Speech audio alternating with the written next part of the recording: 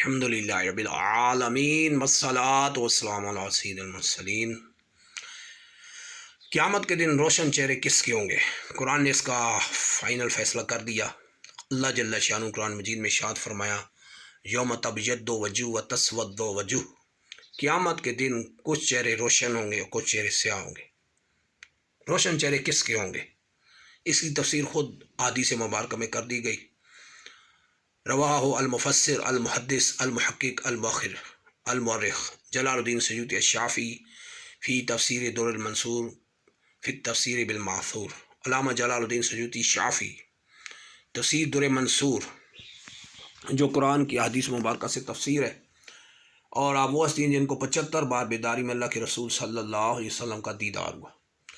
اپنی اس نایاب تفسیر میں اس آیت بینہ کی یوم تبیض وجوہ و تسود وجوہ کی تفسیر میں فرماتے ہیں، روایت نقل فرماتے ہیں عن عبداللہ بن عباس رضی اللہ عنہما قال، حضرت سیدنا عبداللہ بن عباس رضی اللہ عنہما سے ارشاد فرماتے ہیں قال فی هذه الآیہ، امام الفسیر عبداللہ بن عباس اس آیت کے بارے تفسیر میں فرماتے ہیں یوم تبیض وجوہ یعنی یوم تبیض وجوہ اہل سنت والجماعہ و تسود وجوہ اہل البدعۃ والضلالہ۔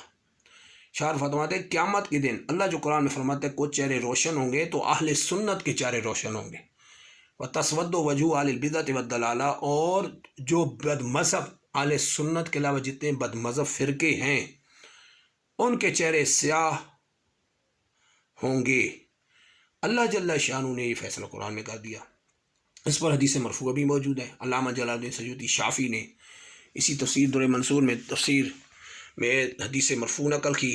رواہ الخطیب، اس کو امام خطیب نے اس کو نقل فرمایا، اور امام مالک نے بھی اس کو روایت فرمایا، اور دیگر محدثین نے، اور عبداللہ ابن عبد الرحمن دیلمی نے بھی اس کو نقل فرمایا۔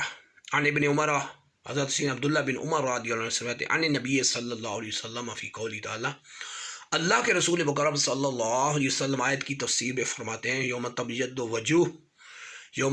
وجوہ اہل سنہ، کہ قیامت دن اہل سنہ کے چہرے روشن ہوں گے، و تسود وجوہ اہل البدعۃ والضلالہ، جو بدعتی ہوں گے، گمراہ ہوں گے، اہل سنت سے خارج ہوں گے، ان کے چہرے سیاہ ہوں گے۔ آج معاشرے میں دیکھیں کیسے جیلی پیر اور بے دین قسم کے جیلی پیر جنہوں نے اپنا پیٹ حرام سے بھر بھر کے آپ اہل سنت سے خارج ہو چکے ہیں۔ اب وہ نعوذ باللہ کوئی کیا مذہب اختیار کر گیا، کسی نے ایران سے ایڈ لے لی، کسی نے کہاں سے ایڈ لے لی۔ ان بے دینوں نے کیسی خرافات پھیلائی ہیں، اور یہ بے دین صرف پیسے لے کر اپنا دین بیچ بیٹھے اور ساتھ دوسروں کو بھی بڑا نقصان پہنچایا۔ چہرے روشن اہل سنت کے ہوں گے، اور حدیث نے فیصلہ کر دیا، اور بد مذہبوں اور گمراہ فرقے جتنے ان کے چہرے سیاہ ہوں گے۔ اب آدمی خود اتنا انسان عقل رکھتا ہے تو اس کو سوچنا چاہیے الحمدللہ کہ اللہ نے مسلمان پیدا کیا، مسلمان گھرانے میں پیدا کیا، سرکار صلی اللہ علیہ وسلم کی امت میں پیدا فرمایا، بہت بڑی نعمت ہے، اس نعمت کی قدر کرنا چاہیے، اور پھر الحمدللہ مذہب اہل سنت عطا فرمایا۔ یہ ہمیشہ یاد رہے کہ اللہ جو قرآن میں فرماتا ہوگا سماک المسلمین، اس نے تمہارا نام مسلمان رکھا، تو یہ ادیان باطل کا جب اللہ نے ذکر فرمایا، ادیان باطل یعنی باطل جو دین تھے ان کے مقابلے میں اللہ جل شانہ نے ارشاد فرمایا ان الدین عند اللہ الاسلام، بے شک اللہ کے ہاں جو دین ایکسیپٹیڈ ہے، قبول ہے، وہ دین اسلام ہے، وہ ریجیکٹیڈ ہے، یہ ایکسیپٹیڈ ہے۔ دین اسلام کا ادیان باطلہ کے مقابلے میں جب تقابل کیا تو اللہ نے فرمایا ان الدین عند اللہ الاسلام، اللہ کے نزدیک دین اسلامی پسندیدہ ہے۔ جب دین کی بات کریں گے تو ہمارا دین اسلام ہے، وی آر مسلم، الحمدللہ مسلمان ہے، یہ کہیں گے۔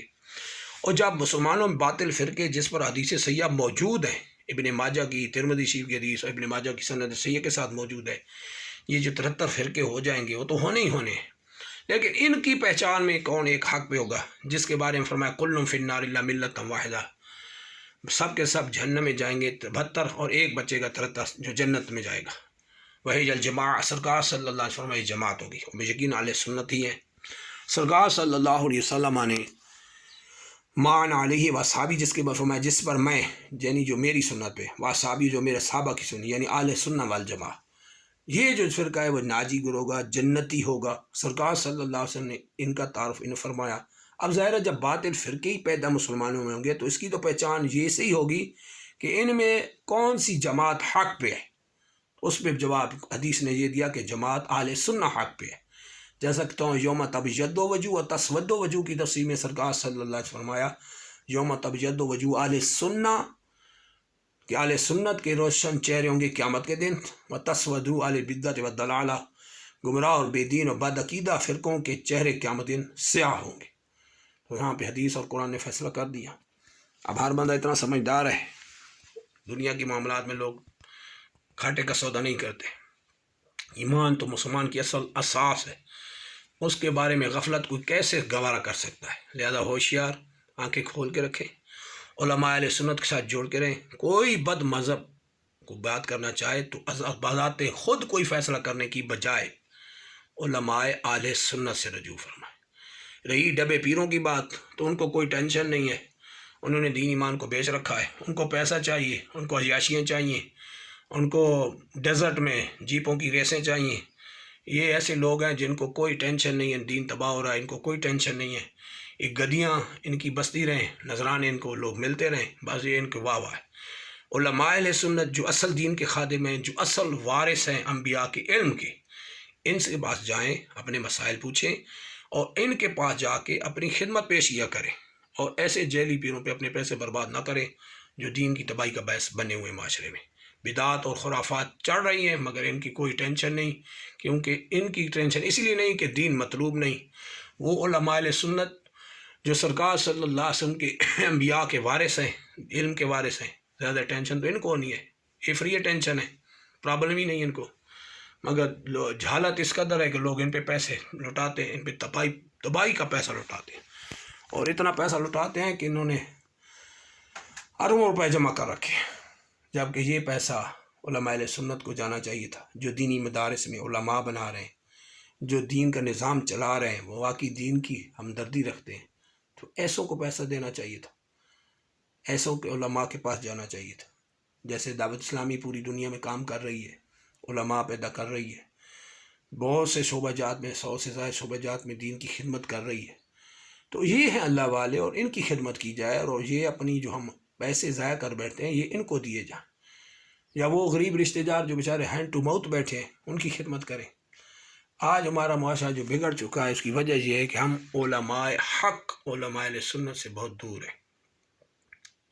ہم جو بھی پیسہ تباہ کرتے ہیں جیلی پیروں کے ہاتھ میں دے آتے ہیں، اور دین جو تباہی کی طرف جا رہا ہے نعوذ باللہ، جو اہل سنت کا نقصان ہوتا ہے. ان کو پرابلم اسی نہیں کہ یہ بدمذہبوں سے انہوں نے میل جول رکھا ہوا ہے، ان کو بینیفٹس مل رہے ہیں، لہذا ان کو پرابلم ہی نہیں ہے. لہذا ہوشیار، آنکھیں کھولیں اور اسے ایران شاہ جیسے جیلی پیر جتنے بھی ہیں ان سے الگ رہیں. الحمدللہ اللہ نے علماء اہل سنت کو اسلام بچانے کے لیے الحمدللہ نواز رکھا ہے. جیسے علامہ ڈاکٹر جلالی صاحب ہیں، الحمدللہ مفتی راشد محبوب رضوی صاحب ہیں. علماء اہل سنت کا فیض جاری ہے، جڑ کے رہیں الحمدللہ، اور کسی بھی بد مذہب کے پاس جا کے اپنا ایمان برباد نہ کریں. بہت سی خرافات ہمارے معاشرے میں پھیلی ہوئی ہیں، جھوٹی جہل قسم کی، جن کا نہ سر ہے نہ پیر.